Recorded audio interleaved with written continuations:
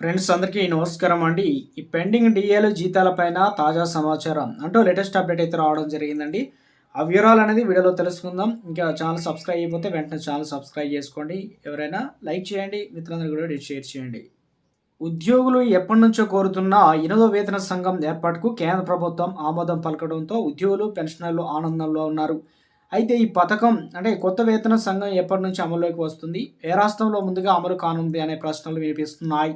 కేంద్ర ఉద్యోగులకు ప్రభుత్వ తర్వాత ఏ రాష్ట్ర ప్రభుత్వ ఉద్యోగులకి ఇది వస్తుందనేది సందేహాలు అయితే నెలకొన్నాయి. ఆ వివరాలు అనేది ఒకసారి పరిశీలిద్దాం.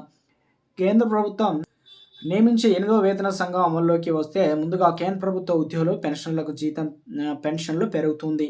ఆ తర్వాత రాష్ట్ర ప్రభుత్వ ఉద్యోగులు సైతం వీటిని అమలు చేయాల్సి ఉంటుంది. 5 ఏళ్ల క్రితం 7వ వేతన సంఘం సిఫారసును కూడా వివిధ రాష్ట్రాలకు వివిధ సమయాల్లో అమలు చేశాయి. అదేవిధంగా ఇప్పుడు కూడా 8వ వేతన సంఘం సిఫారసులను రాష్ట్రాలు వేరువేరుగా సమయాల్లో అమలు చేసే పరిస్థితి ఉంది.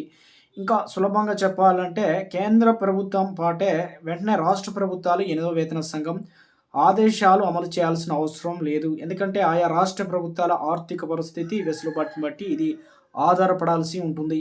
ప్రభుత్వ ఉద్యోగులు జీతభత్యాలు, అలవెన్స్‌లు, పెన్షన్‌లు సరిచేసేందుకు ప్రతి 5 ఏళ్లకు ఒకసారి కొత్త వేతన సంఘం ఏర్పడుతుంది. ఉద్యోగుల జీతభత్యాలు, జీవన ప్రమాణాలు మెరుగుపరిచేందుకు ఏం చేయాలో కమిషన్ సూచిస్తూ ఉంటుంది. సిఫారసులు ఎలా అమలు చేస్తారు?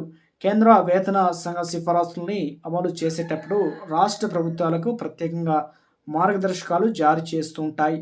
రాష్ట్ర ప్రభుత్వాలు తమ బడ్జెట్, ఉద్యోగుల సంఖ్య ఆధారంగా ఓ ప్రణాళికను అభివృద్ధి చేస్తుంది. తమ ఆర్థిక పరిస్థితిని బట్టి వివిధ వేతనాల విధానాలను ఎంచుకుంటుంది. ఫిట్మెంట్ ఫ్యాక్టర్ ప్రకారం వేతనాలను నిర్ణయించుకుంటుంది. కేంద్ర ప్రభుత్వం సైతం ఫిట్మెంట్ ఫ్యాక్టర్ ఆధారంగా జీతాలను నిర్ణయిస్తుంది.